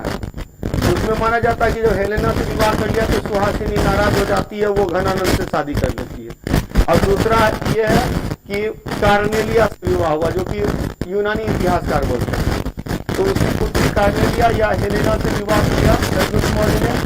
चंद्रगुप्त मौर्य को उसने 4 क्षेत्र दिए, 4 क्षेत्र दिए, एरिया, अराकोसिया, जेड्रोसिया, पेरिपनोस देई, और इसने उसे 500 हाथी गिफ्ट किया। चंद्रगुप्त मौर्य ने 500 हाथी गिफ्ट किया, हाँ, सेल्यूकस एक्चुअली सेल्यूकस को 500 हाथी गिफ्ट किया था चंद्रगुप्त मौर्य ने। उसने बेटी से विवाह कर लिया और उसको, हाँ, बेटी मुझे दीजिए, 500 हाथी आप लीजिए। तो एक्चुअली क्या हुआ ना कि जो सेल्यूकस की हार का कारण हाथी सेना थी, reason for defeat of Seleucus Nicator. तो ये जो एलिफेंट मिलिट्री था ना, वो उसकी हार का कारण था। तो इसने 500 हाथी दिया कि जाइए ससुर जी, पूरे ग्रीक को लूट लीजिए, मतलब पूरे ग्रीक को जीत लीजिए। तो बोला जाता है कि 500 हाथी की सेना की मदद से सेल्यूकस जाता है यूनान और सारे यूनान को जीत लिया, और अगला यूनान का शासक सेल्यूकस निकेटर बना। तो सेल्यूकस निकेटर भी वहां जाकर के यूनान का शासक बन जाता है। तो इसी 500 हाथी सेना की मदद से, ठीक है। तो याद रखिएगा, यहाँ एक बात तो ये हो गया, कार्नेलिया हेलेना से चंद्रगुप्त का विवाह, चंद्रगुप्त का विवाह,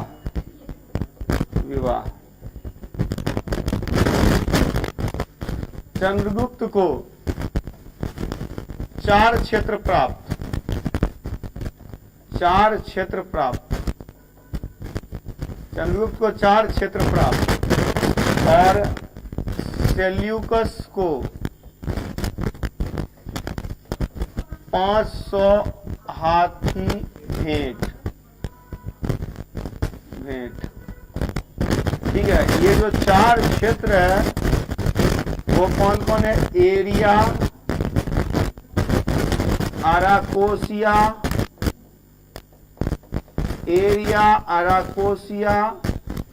जेड्रोसिया,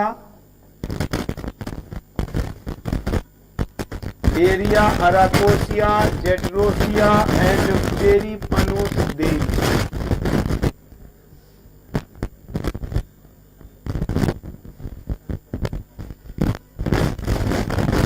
पेरिपनोस देई 4 रीजन, 4 क्षेत्र मिले। एरिया आज का हेरात है, वर्तमान हेरात। अराकोसिया कंधार, जेड्रोसिया बलूचिस्तान, और पेरिपनोस देई काबुल। तो याद रखें, चंद्रगुप्त मौर्य से रिलेटेड इतने पॉइंट्स आपके काम के हैं। एक पॉइंट और है जो काम का है, वो है चंद्रगुप्त मौर्य के समय में सुदर्शन झील का निर्माण हुआ था। इतने पॉइंट, इससे बाहर चंद्रगुप्त मौर्य से क्वेश्चन नहीं आता है। एक पॉइंट आप लोगों को पहले भी मैं बता चुका हूँ, कुम्हरार का जो राजमहल है वो चंद्रगुप्त मौर्य ने ही बनवाया था। तो चंद्रगुप्त मौर्य का नाम चंद्रोकोटस या एंड्रोकोटस है। चंद्रगुप्त मौर्य का जो शासन काल है 323 ईसा पूर्व से 299 ईसा पूर्व तक है। तो Maurya is also known as Sengupta or Enopata. His ruling period was 323 BC to 299 BC, and he established Mauryan Empire in 323 BC. He defeated Seleucus Nicator. उसने Seleucus Nicator को हराया 305 ईसा पूर्व में. He died in 299 BC. 299 ईसा पूर्व में. Actually Shravanabelagola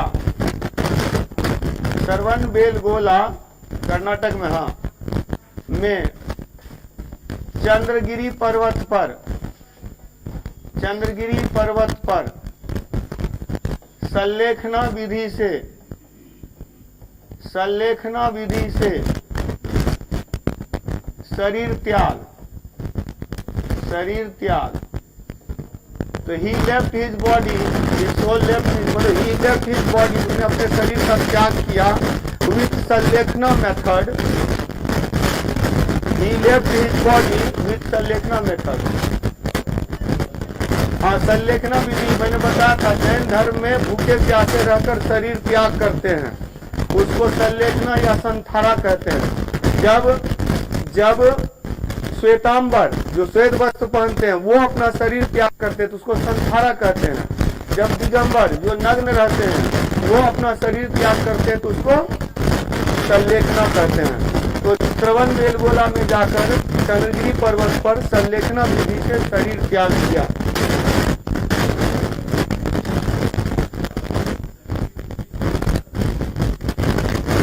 कहाँ पे की जाती है क्या मतलब?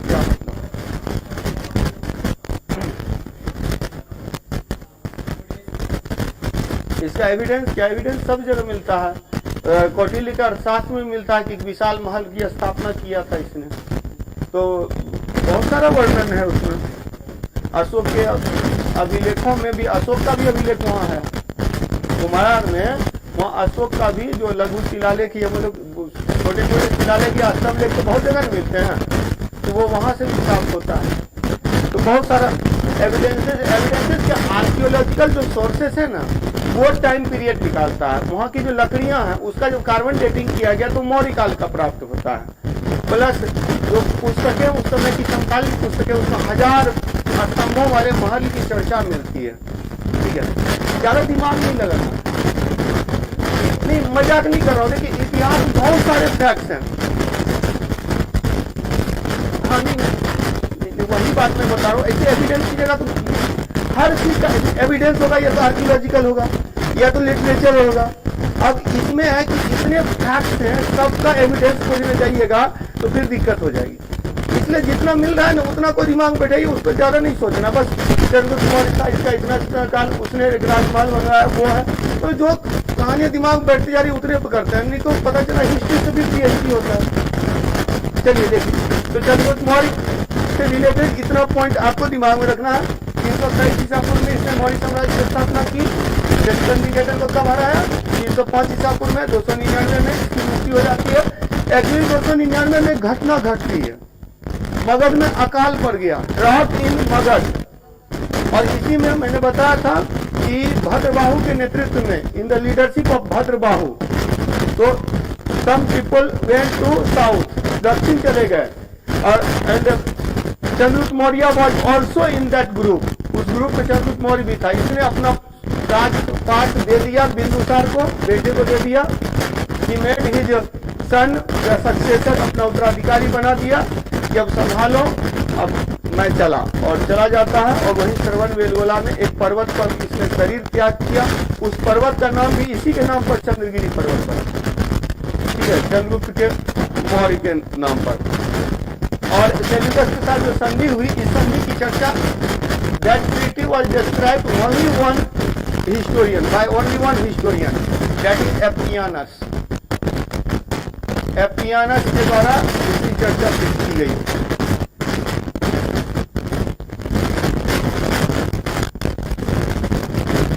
देखिए बहुत सारे लोग जो है कहानी जानते हैं. यहाँ लाइव चैट में जो है सो कुछ लोग जो बोल रहे हैं, बता रहे हैं कि हाथी के लिए ही जो है सेल्यूकस ने हमला किया. ठीक है, वही बात है, ये कहानियाँ बहुत सारी हैं, कहानियाँ बहुत सारी हैं। और जो ये क्या बोलते हैं, ये सिविल सर्विसेज की तैयारी करने वाले मार्केट में तो बहुत सारे टीचर की जगह वो बिजनेसमैन है, मजाक नहीं कर रहा हूँ। जो हाँ, एफियानस की बुक ओनली ये क्वेश्चन आता है कि इस संधि की चर्चा कौन करता है, it was described by only one historian, that was Appianus का। हाँ, इतिहास से एक बार में नेट निकल जाना वो हाँ विशेषज्ञता को भी दर्शाता है, ये बताने की आवश्यकता नहीं है। पहली बार में मैं बैठा और निकल गया, यानी जितना ज्ञान मेरा है वो पर्याप्त है आपके लिए। जब मैं नेट निकाल ले रहा हूँ तो जीएस के स्तर पर उसकी कोई औकात ही नहीं है। तो सवाल सी बात है कि जितना मैं बता रहा हूँ उतने तक लिमिटेड रहिएगा तो सक्सेस पाने में आपको सुविधा होगी। ताकि ज़्यादा फैलिएगा पावर कम हो जाएगा, कॉन्सेंट्रेट होइएगा, लेजर बनिएगा। लेजर पावरफुल होता है, देखिए बड़ा बड़ा लोहा को भी छेद कर देता है। तो वही तो पावरफुल बनिए, लिमिटेड कीजिए अपने आप को, लिमिटेड कीजिएगा, आसानी से निकल जाता है। अभी तो फिर कहानियां बहुत हैं, कहानी नहीं पढ़ना।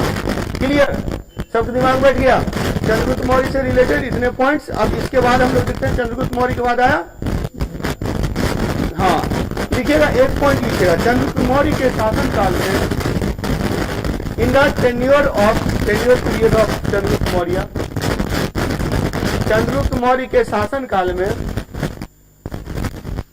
चंद्रगुप्त मौर्य के शासन काल में, in the tenure of Chandragupta Maurya, Saurashtra Gujarat में, इन सौराष्ट्र गुजरात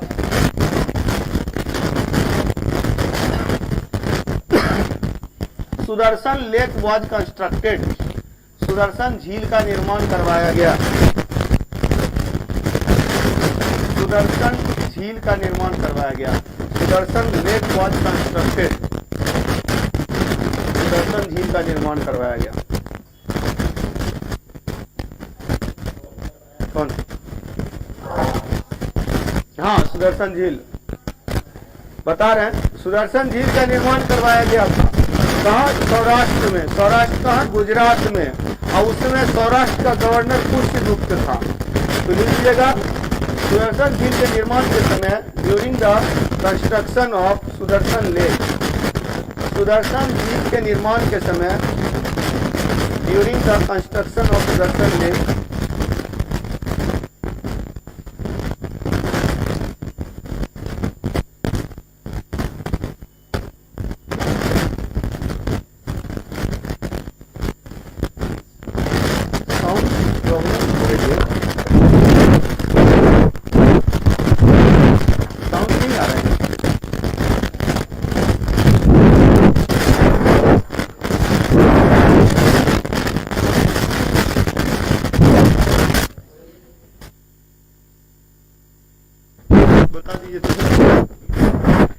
नहीं आ रही आवाज, कहाँ आ रही?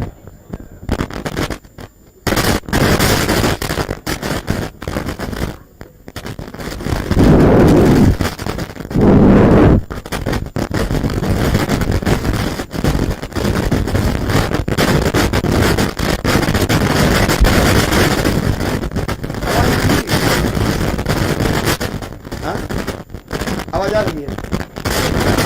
चलिए ठीक है, साउंड सही है। अच्छी चीज लग रहा है। अच्छा,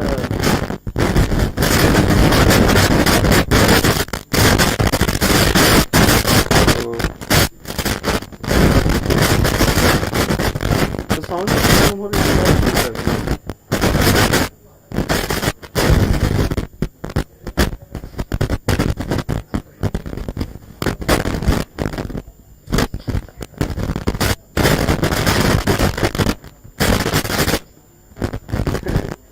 चरचरा रहा है,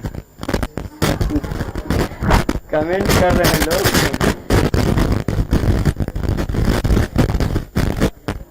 बैटरी, बैटरी डिस्चार्ज, सही में सही, बैटरी फुल चार्ज है। चलिए आज वो ये कर लीजिए।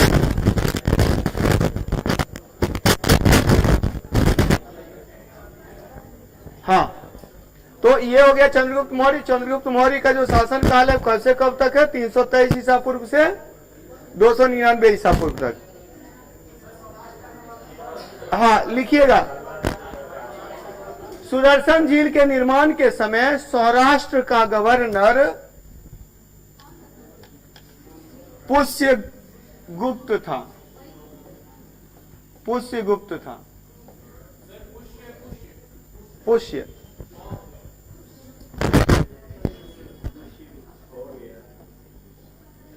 पुष्यगुप्त, पुष्यगुप्त था। तो सौराष्ट्र का गवर्नर, अभी सौराष्ट्र गवर्नर आप लोगों का पीछा छोड़ने वाला नहीं है, वो अभी आएगा। अभी जो है सो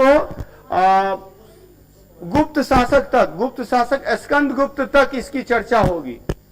सुदर्शन झील का निर्माण तो करवा दिया गया था चंद्रगुप्त मौर्य के समय में, अशोक के समय में इसकी मरम्मती हुई, रुद्रदामन के समय में इसकी मरम्मती हुई, और स्कंद गुप्त के समय में इसकी मरम्मती हुई। It was constructed in the period of Chandragupta Maurya but it was repaired, ठीक है, इन the time period of Ashoka, Rudradaman and Skandagupta. तो स्कंदगुप्त तक इसकी चर्चा करेंगे, और हर एक के टाइम पीरियड में सौराष्ट्र का गवर्नर कौन था वो भी पढ़ना है।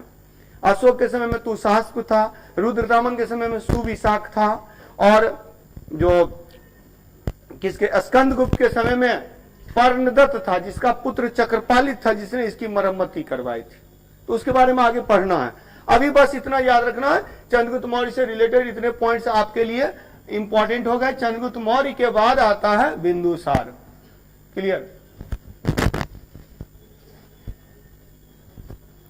नेक्स्ट बिंदुसार।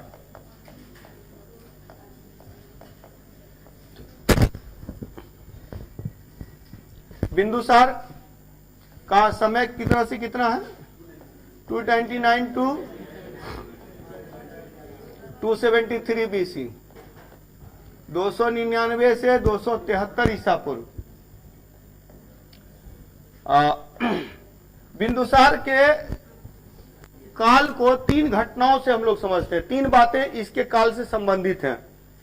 हालांकि इसे ज्यादा कुछ करना नहीं पड़ा, लेकिन एक बड़ा साम्राज्य को बनाए रखना इसके लिए चुनौतीपूर्ण था। तो इसके समय में विद्रोह होते हैं, रिवोल्ट, विद्रोह, इसके समय में विद्रोह होते हैं। इसके समय में राजदूत आते हैं, और इसके समय में एक डिमांड की गई, मांग की गई। अच्छा, इससे पहले एक पॉइंट और याद रखेगा, चंद्रगुप्त मौर्य के दरबार में मेगास्थनीज आया था। मेगास्थनीज की पुस्तक इंडिका थी, उसके बारे में हम लोग आगे भी पढ़ेंगे। मेगास्थनीज ने जो कुछ लिखा था उसमें बहुत सारी बातें सुनी सुनाई भी थी। सुनी सुनाई बातों के मतलब क्या है? मतलब यह है कि जैसे पीके टाइप का, उसको जो जो चीज देखता था वो बोलता था। तो वैसे उसके साथ था कि उसने जो कुछ देखा उसने लिख दिया। तो बहुत सारी चीजें जो थी वो देख चूंकि भाषा समझता नहीं था यहाँ की, तो वो गलत भी लिख दिया। जैसे कि वो लिखता है कि भारत में दास प्रथा नहीं था, दास प्रथा। इसका कारण यह है कि यूनान में दास को मारा पीटा जाता है, यहाँ तो प्यार से बोलते हैं बाबू पानी लेके आओ। तो उसको लगता था कि घर का ही मेंबर इतना प्यार से बात कर रहा है, ठीक है। तो वो समझ नहीं पाया कि दास है होते हैं। तो slavery system was not in India, वो डिस्क्राइब करता था। दूसरा कि बोला there was no drought condition in India, तो भारत में अकाल नहीं पड़ते, जबकि देखें ये अकाल के कारण ही चला गया था चंद्रगुप्त मौर्य दक्षिण। तो असल में अकाल के समय के लिए यूनान में जब अकाल पड़ता था तो लोग भूखों मरने लगते थे, लेकिन यहां जब अकाल पड़ता था तो जो भंडार था, अनाज के भंडार थे राजा के, वो खोल दिए जाते थे प्रजा के लिए, तो प्रजा भूखों नहीं मरती थी। तो इसके कारण वो डाउटफुल रहा, वो बोलता है कि यहाँ अकाल नहीं पढ़ते थे। अब यहाँ की भाषा जान नहीं रहा, तो देखा कि लोग अलग अलग ड्रेस पहन रहे हैं, तो उसके आधार पर लगा कि सब जो ड्रेस है ये अलग जाति का है। तो वो बोलता है कि भारत में 7 जातियां हैं, ठीक है, तो भारत में 7 जातियां। वो ड्रेस वाला कंडीशन तो पीके में भी देखे थे, तो वो ड्रेस को लेकर कंफ्यूज हो जाता है। तो 7 जातियां भारत में है, 7 कास्ट से हैं। ये कहा था किसने? मेगास्थनीज ने अपनी पुस्तक इंडिका में। मेगास्थनीज, अच्छा ये तो बता रहा हूं, लेकिन ये इंटरेस्टिंग पॉइंट है मेगास्थनीज, और उसमें उतना ही इंपॉर्टेंट पॉइंट जो मैंने बताया कि यही 3-4 पॉइंट है जहां से क्वेश्चन आता है। मेगास्थनीज की पुस्तक का नाम क्या है? इंडिका। लेकिन पता है ओरिजिनल बुक हमारे पास है ही नहीं। ओरिजिनल बुक जो है वो गायब हो गया, खो गया। तो जो बुक है एक्चुअली मेगास्थनीज के इंडिका के अनुसार भारत में ऐसा था। मेगास्थनीज के इंडिका के अनुसार भारत में ऐसा था। स्ट्रेबो, जस्टिन, प्लूटार्क, एरियन, जो बाद के जितने इतिहासकार हुए ना, वो सब इसकी चर्चा करते हैं। तो एक आदमी था स्वानबेक। स्वानबेक ने क्या किया कि ये सब जगह इंडिका का जहां जहां डिस्क्रिप्शन है सबको उठाकर कलेक्ट करके एक बुक बना दिया, जिसका नाम रख दिया इंडिका। तो that is compiled form of Indica. Indica का संकलित रूप वो है, इसीलिए इंडिका का संकलन करता, compiler of Indica is known as Schwanbeck. तो स्वानबेक इंडिका का कंपाइलर है, संकलन करता है। Original book is not available, मूल प्रति उपलब्ध नहीं है। इंडिका पुस्तक लिखी गई थी मेगास्थनीज के द्वारा। मेगास्थनीज भारत में आया था चंद्रगुप्त मौर्य के समय में। मेगास्थनीज ने कुछ बातें लिखी कि भारत में दास प्रथा नहीं है, भारत में अकाल नहीं पड़ता है, भारत में 7 जातियां हैं। और इसी ने लिखा था कि भारत के लोग 2 देवताओं की पूजा करते हैं, एक डायोनिसस की पूजा करते हैं और एक हेराक्लीज की पूजा करते हैं। हेराक्लीज, डायोनिसस शिव भगवान रुद्र रूप, ठीक है, तांडव वाला, और एक प्रेम का रूप हेराक्लीज कृष्ण, विष्णु।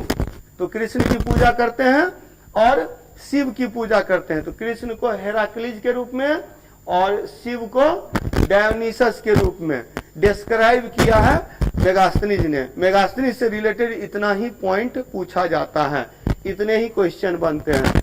क्लियर? क्लियर? तो ये हो गया मेगास्थनीज की इंडिका। इंडिका बुक किसने लिखी थी? मेगास्थनीज ने। इंडिका का कंपाइलर कौन है? स्वानबेक। मेगास्थनीज की इंडिका, इंडिका का कंपाइलर स्वानबेक।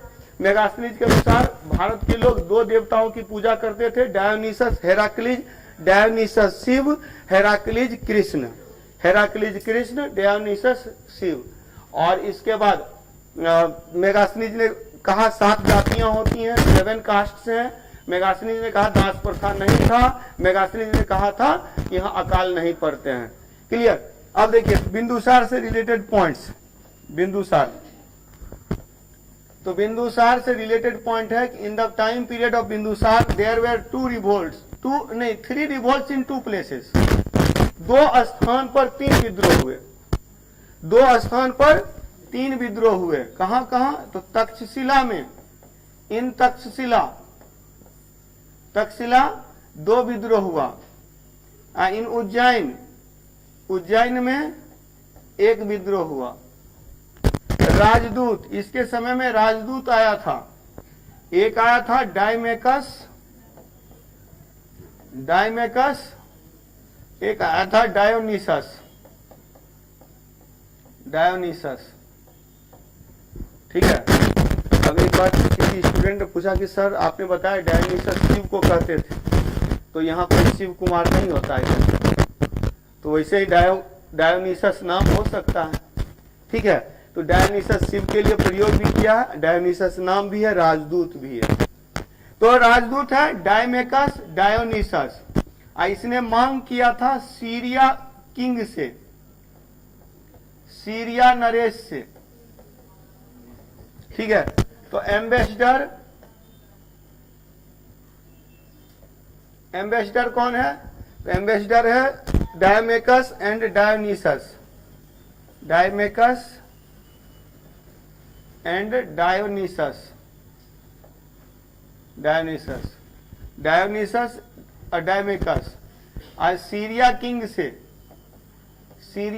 से इसने डिमांड की थी। किस चीज की डिमांड की थी? 3 चीज की डिमांड की थी। सूखी अंजीर, ड्राई फिग, सूखी अंजीर, ड्राई फिग, मेवा तो इसी को बोलते हैं मीठी शराब, स्वीट वाइन, और तीसरा दार्शनिक, तो स्कॉलर, फिलोसफर। तो 3 चीजों की मांग किया था, ड्राई फिग का, फिर स्वीट वाइन का और फिलोसफर का, जिसमें कि 2 चीजें तो भेज दी गई, सूखी अंजीर और मीठी शराब भेज दी गई। दार्शनिक को नहीं भेजा गया। कहा गया दार्शनिक एक व्यक्ति होता है, वस्तु नहीं है कि इसे मैं भेज दूं। अगर कोई दार्शनिक जाना चाहता है तो जा सकता है। Anyone can go to India, any philosopher can go to India if he wants to go. जाना चाहता है तो जा सकता है। I will not send him forcefully, उसको जो है जबरदस्ती नहीं भेजूंगा। तो ये सीरिया, तो डायमेकस कौन था? तो डायमेकस सीरिया का राजदूत था। Syria king, Syria Naresh Antiochus का राजदूत था। एंटियोकस का राजदूत। और डायोनीसस कौन था? मिस्र नरेश, मिस्र king, Egypt king. Ptolemy Philadelphus, Ptolemy Philadelphus का राजदूत था। टॉलमी फिलाडेल्फस का राजदूत था। क्लियर? तो in the time period of Bindusara there were 3 revolts.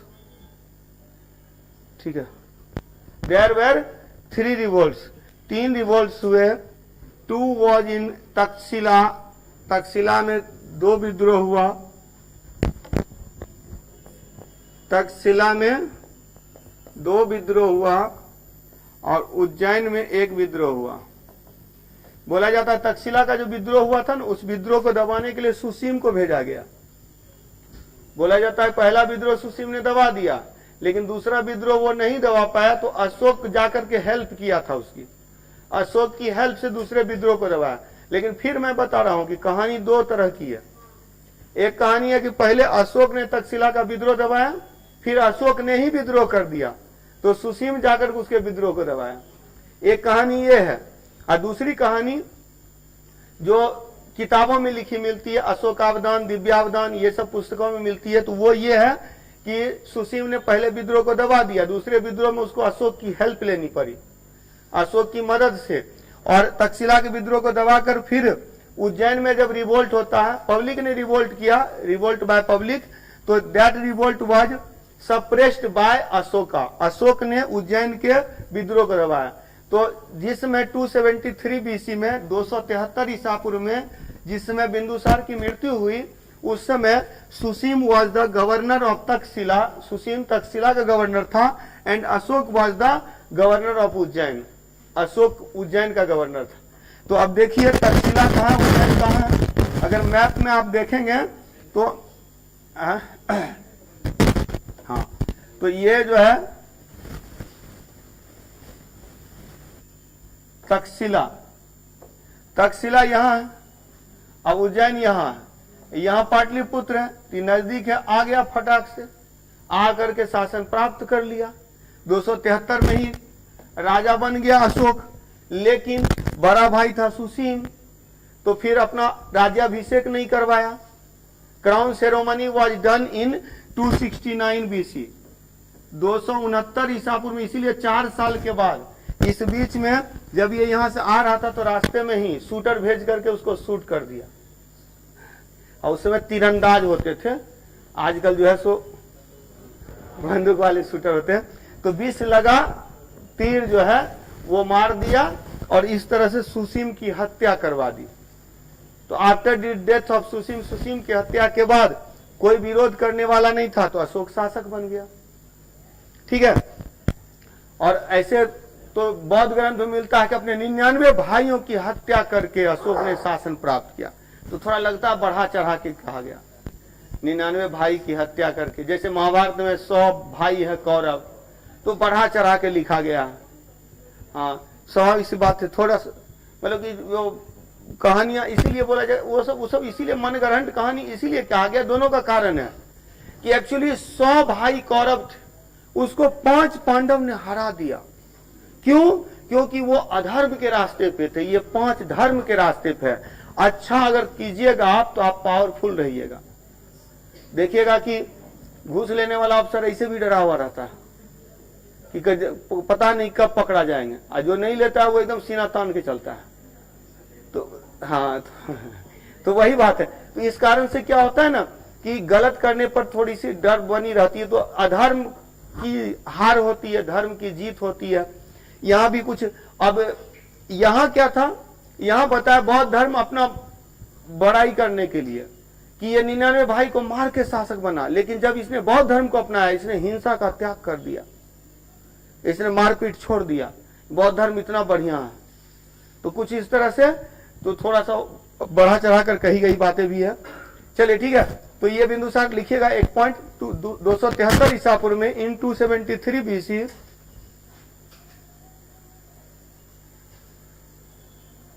273 ईसा पूर्व में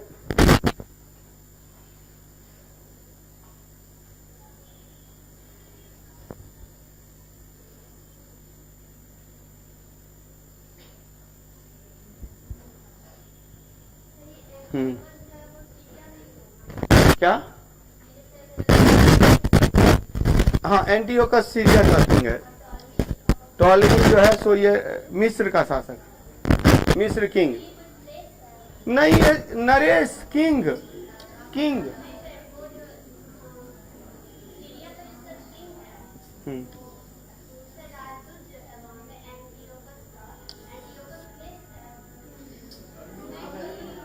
सीरिया के राजा एंटियोकस का राजदूत डायमेकस था। मिस्र के राजा टॉलमी फिलाडेल्फस का राजदूत डायोनीसस था। ठीक है, चलिए क्या लिखे 273 ईसा पूर्व में जब बिंदुसार की मृत्यु हुई, व्हेन बिंदुसार डाइड, जब बिंदुसार की मृत्यु हुई, व्हेन बिंदुसार डाइड, बिंदुसार की मृत्यु हुई 273 ईसा पूर्व में जब बिंदुसार की मृत्यु हुई, Susima was the governor of, Susima was the governor of Taxila. Susima Taxila का राज्यपाल था, जबकि Ashoka was the governor of, जबकि अशोक उज्जैन का गवर्नर था। अशोक उज्जैन का गवर्नर था। हाँ, सुसीम तक्षशिला का गवर्नर था, जबकि अशोक उज्जैन का गवर्नर था। Ashoka was the governor of Ujjain. Clear? Ujjain का गवर्नर अशोक था और उसका था तक्षशिला का गवर्नर सुसीम था। और इसके बाद जो है सो अशोक आता है, Ashok became the ruler, Ashok शासक बना। तो और अशोक के शासन के बाद हम लोग देखेंगे मौर्य साम्राज्य में मौर्य प्रशासन, मौर्य साम्राज्य से संबंधित हम लोग इसको खत्म करते हैं, क्योंकि अशोक और मौर्य साम्राज्य से संबंधित अन्य बातें मौर्य प्रशासन के बारे में, मौर्य एडमिनिस्ट्रेशन के बारे में पढ़ेंगे।